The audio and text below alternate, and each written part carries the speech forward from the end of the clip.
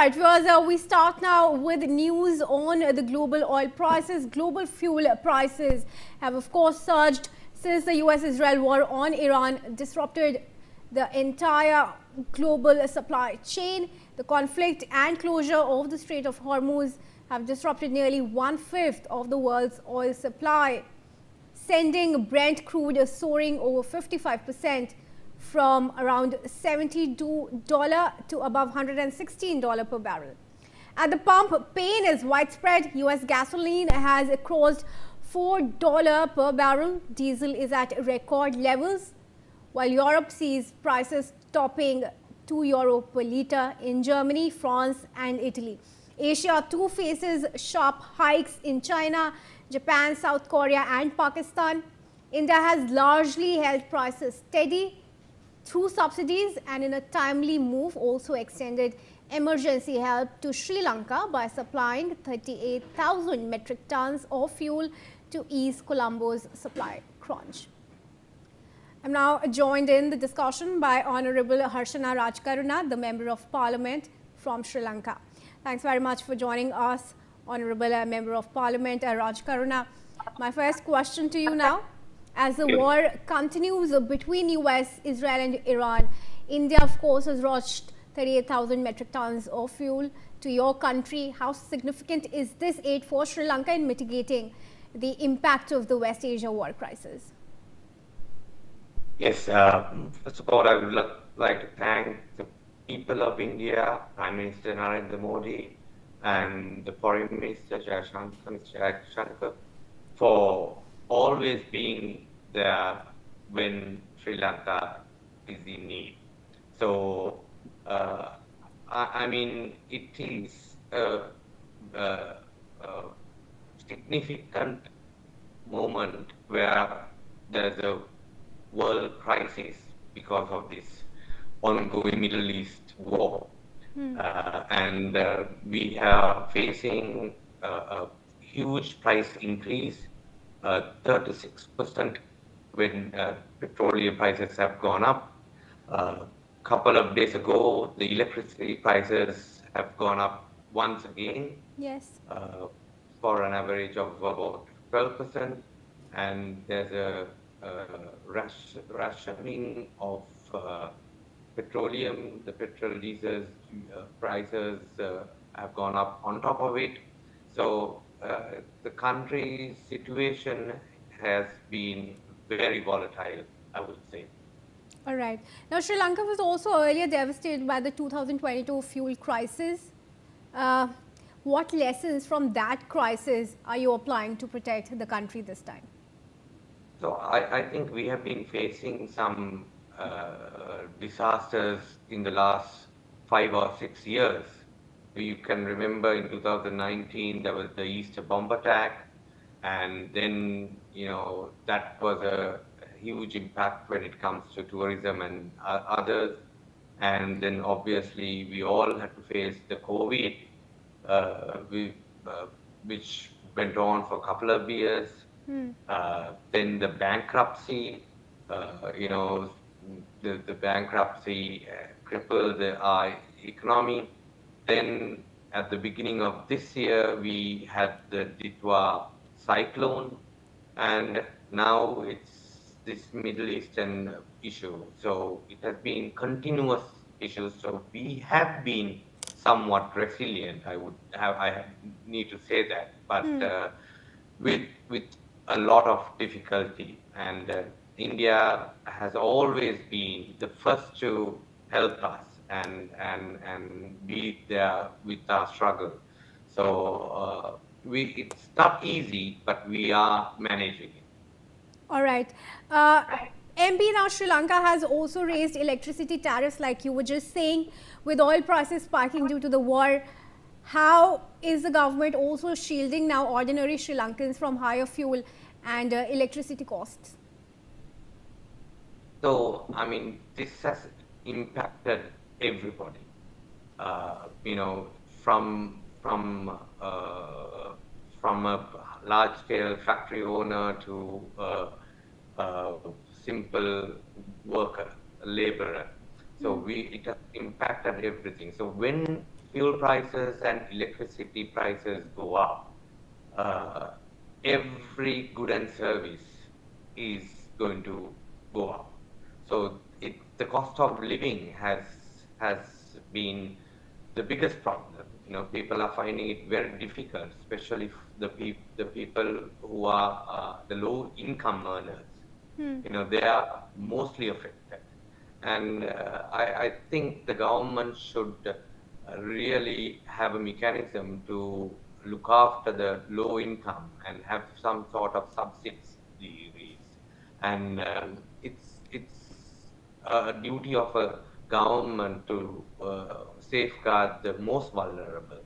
So it's still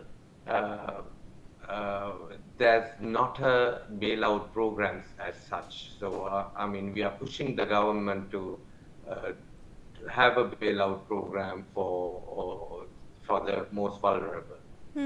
All right. Is Sri Lanka also actively talking to the US or Gulf nations for emergency fuel support amid this war? So Sri Lanka has been talking to the Russian counterparts, and even today the deputy foreign minister has arrived. Couple of about a week ago, the deputy energy minister came. So they have been talking about supplying petroleum to Sri Lanka.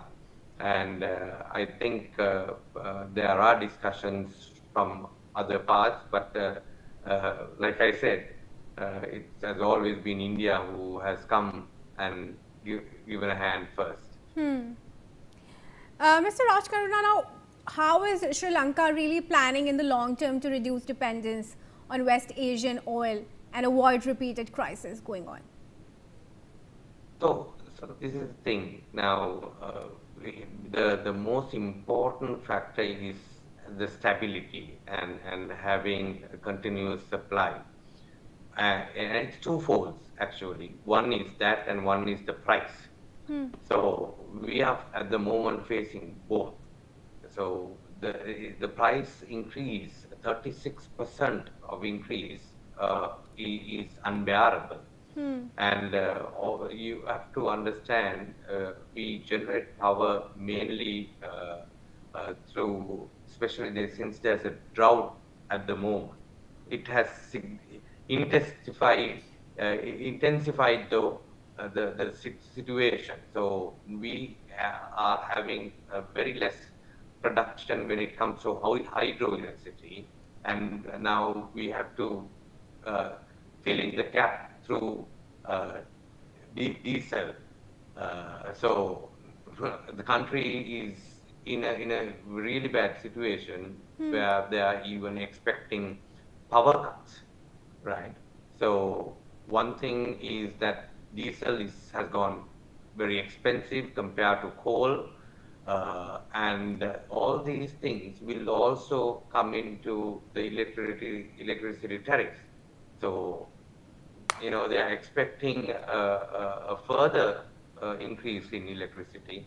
So it's a really difficult situation Sri Lanka is facing. Yes, Mr. Rajakaruna, we were also reading about Sri Lanka rushing to set up solar batteries for nighttime power as the energy crisis now bites. How will this help reduce dependence on imported diesel and coal, as we were discussing? Yeah, that's an alternative.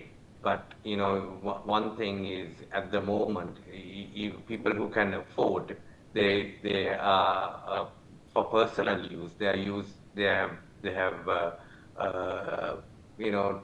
moved to the batteries, but it's quite an expensive alternative. It's not cheap, so not everybody can afford that. So it's a very, very limited percentage of the population in Sri Lanka who can manage it. One thing is, it's a small percentage that has solar, and of the people who has solar, to on top of that, to purchase a battery and other items for storage is not everybody can afford it. Yes. I also want to discuss the International Solar Alliance with you that Sri Lanka is actively working with. How can ISA support actually accelerate solar plus battery projects and build long-term energy resilience?